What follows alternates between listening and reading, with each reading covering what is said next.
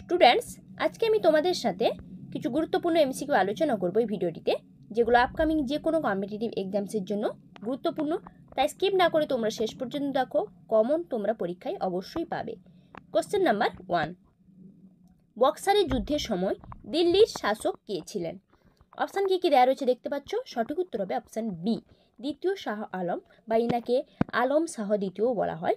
বক্সারের যুদ্ধ মূলত 1764 সালে 22 থেকে 23 অক্টোবরের মধ্যে ব্রিটিশ ইস্ট ইন্ডিয়া কোম্পানি এবং বেনারস মহারাজা বলওয়ান্ত সিংয়ের সেনাবাহিনীর মধ্যে সংঘটিত হয়েছিল। এই সময় দিল্লির শাসক ছিলেন দ্বিতীয় শাহ আলম, যিনি মুঘল সাম্রাজ্যের সম্রাট ছিলেন।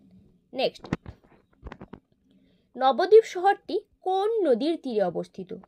নবদ্বীপ শহর, সঠিক উত্তর অপশান বি, নবদ্বীপ শহরটি ভাগীরথী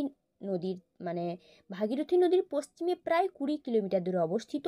কৃষ্ণনগর থেকে এবং ভগবান শ্রী এর জন্মের সঙ্গে এই শহরটি সম্পর্কিত। নেক্সট, রেশমি রুমাল ষড়যন্ত্র মামলা কোন সালে ঘটে? রেশমি রুমাল ষড়যন্ত্র মামলা, সঠিক উত্তর কী হবে? অপশান এ, 1916 সালে ঘটে। মূলত ব্রিটিশদের শাসন থেকে ভারতকে রক্ষা করার জন্য 1913 থেকে 1920 সালের মধ্যে দেওয়ান বন্দীদের দ্বারা এই মামলা সংঘটিত হয়েছিল, 1916 সালে হয়েছিল। নেক্সট, অন্ধ্রপ্রদেশের ঝুম চাষের নাম কি? অন্ধ্রপ্রদেশে যে ঝুম চাষ হয় ওই ঝুম চাষের নাম কি? সঠিক উত্তর কী হবে? অপশন সি, পড়ু। অন্ধ্রপ্রদেশের ঝুম চাষের নাম হচ্ছে পড়ু। ঠিক আছে, অন্ধ্রপ্রদেশের ঝুম চাষের নাম পড়ু। নেক্সট কোশ্চেন, মানবিক উন্নয়ন সূচক প্রথম কোন সালে ব্যবহৃত হয়? মানবিক উন্নয়ন সূচক কোন সালে ব্যবহৃত হয়?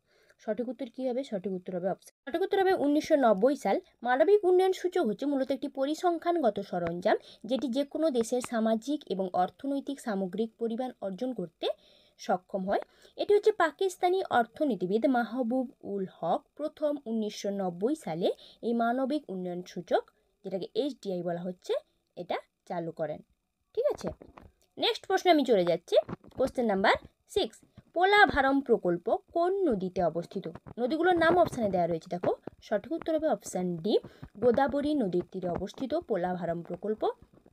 মূলত এটি অন্ধ্রপ্রদেশের পূর্ব গোদাবরী এবং পশ্চিম গোদাবরী জেলার পোলাভারম গ্রামে গোদাবরী নদীর কাছে অবস্থিত এই পোলাভারম প্রকল্পটি।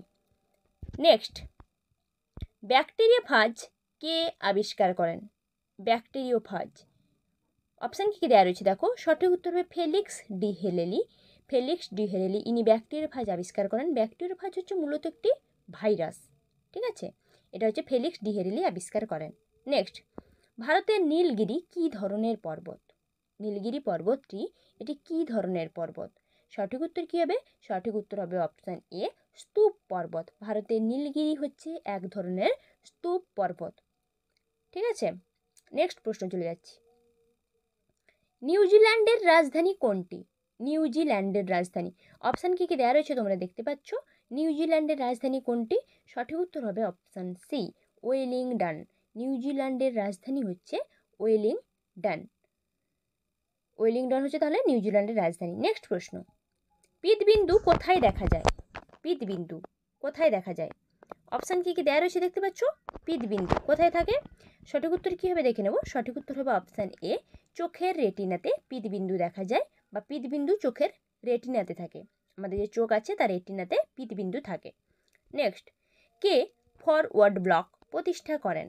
অপশান কী কী দেওয়া রয়েছে দেখতে পাচ্ছ। ফরওয়ার্ড ব্লক কে প্রতিষ্ঠা করেছিলেন? সঠিক উত্তর কী হবে? সঠিক উত্তর হবে অপশান সি, নেতাজি সুভাষচন্দ্র বসু 1939 সালের 3রা মে ফরওয়ার্ড ব্লক প্রতিষ্ঠা করেন। ঠিক আছে, Netaji Subhas Chandra Bose right answer. Next, জীবাণুবিদ্যার জনক কাকে বলা হয়? জীবাণুবিদ্যার জনক কাকে বলা হয়? সঠিক উত্তর কী হবে? Option B, Louis Pasteur. এনাকে জীবাণুবিদ্যার জনক বলা হয়। লুই পাস্তুরকে জীবাণুবিদ্যার জনক বলা হয়। নেক্সট প্রশ্ন যাচ্ছে, শ্বসনের সময় অক্সিজেন কোন প্রক্রিয়ায় ফুসফুস থেকে রক্তে প্রবেশ করে? অক্সিজেনটা তো ফুসফুস থেকে রক্তে প্রবেশ করছে শ্বসনের সময়, কিন্তু কোন প্রক্রিয়ায় করে? সঠিক উত্তর অপশান এ, ব্যাপন প্রক্রিয়া। ব্যাপন প্রক্রিয়ায় অক্সিজেন ফুসফুস থেকে রক্তে প্রবেশ করে। নেক্সট প্রশ্ন, চামড়ার প্রধান উপাদান কোনটি? চামড়া বা ত্বকের প্রধান উপাদান কোনটি? অপশান কী কী দেওয়া রয়েছে তোমরা দেখতে পাচ্ছ। ত্বকের প্রধান উপাদান কী হবে? সঠিক উত্তর হবে কোলাজেন। কোলাজেন হচ্ছে চামড়ার প্রধান উপাদান বা ত্বকের প্রধান উপাদান। নেক্সট প্রশ্ন, জোঁক কোন শ্রেণীর অন্তর্গত বা কোন পর্বের প্রাণী জোঁক? সঠিক উত্তর কী হবে? Option B, Annelida. জোঁক হচ্ছে অ্যানিলিডা পর্বের অন্তর্গত বা অ্যানিলিডা শ্রেণীর অন্তর্গত।